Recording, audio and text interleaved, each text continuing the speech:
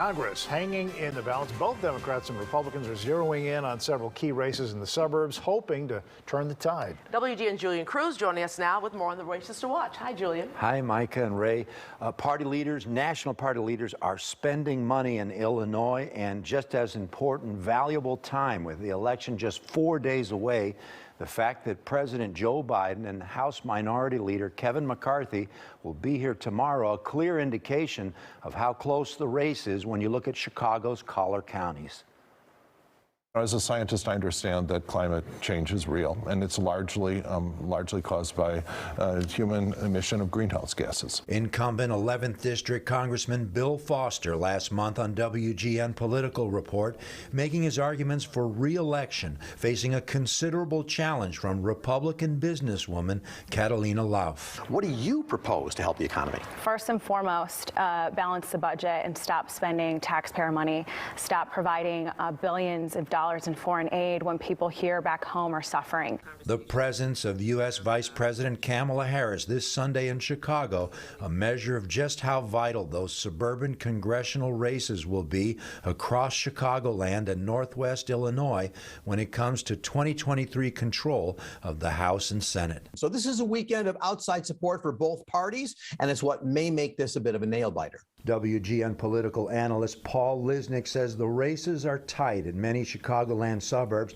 President Joe Biden, despite inflation and despite recession worries, making a crucial visit to Chicago, hoping to rally his Democratic troops. Details on the visit still not yet clear. It's hard to see which way it's going to go. I have never run in a gimme race, flipped a seat that was Republican for 50 years prior to me winning in 18 and held it by a thin margin.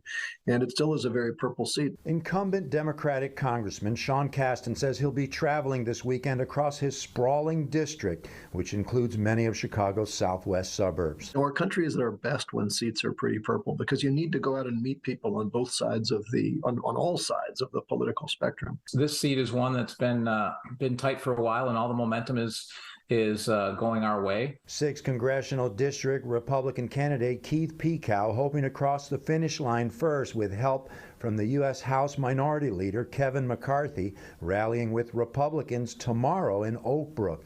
But the mayor of Orland Park says face-to-face meetings with voters is the key to victory. Well, it's still the fastest way to get voters to choose you is face-to-face voter contact. So there's still meet and greets going on. There's still meetings going on. There's still door knocking going on. All of those things are still happening. 14th District Democratic incumbent Congresswoman Lauren Underwood facing a strong Republican challenge, Scott Grider, the chairman of the Kendall County Board, hoping to take back a seat that's historically gone to Republicans before Underwood's surprise victory in 2018. And there's more. Many analysts keeping a close eye on Illinois' 8th Congressional District Democratic incumbent Raja Krishnamoorthi, according to early polling, with a comfortable lead, but the race appears to be tightening. Republican businessman and retired naval officer Chris Dargis presenting a serious challenge. And Ray and Mike, it remains to be seen if Biden or McCarthy can move this needle.